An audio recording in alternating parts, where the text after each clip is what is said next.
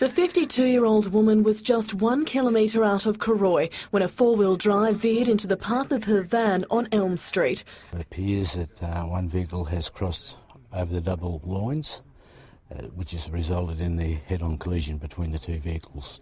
Police believe the woman died shortly after the impact. The tragedy was compounded by the fact that they and other emergency services who attended the scene knew the victim. So close to home, she's one of our locals.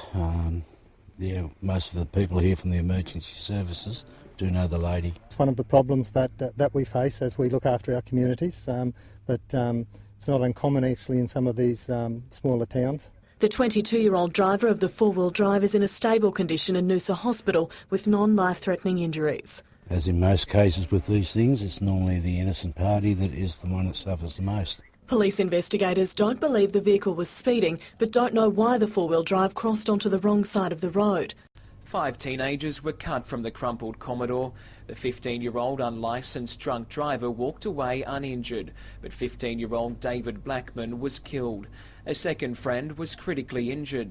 I just don't understand how young children of that age can all be together in a motor vehicle, drinking alcohol, speeding, not wearing seat belts, and then not have the parents take responsibility. At the end of the day, when the police officer comes and knocks on their door, it's too late to say, I should have done.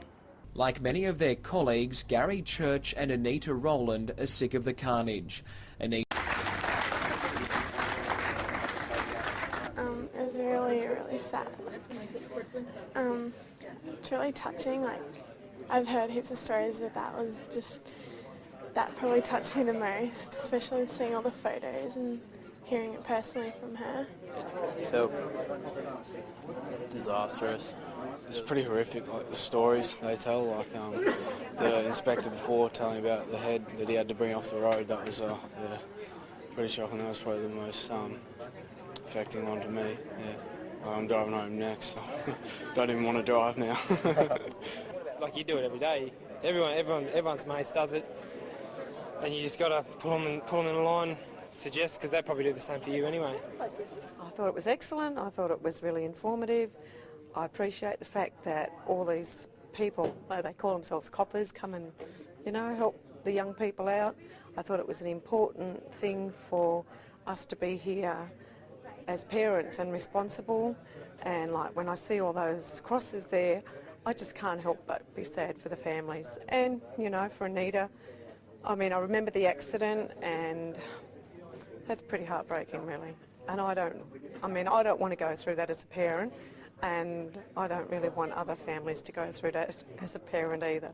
I think that's your worst nightmare, and I'm worried about my daughter driving.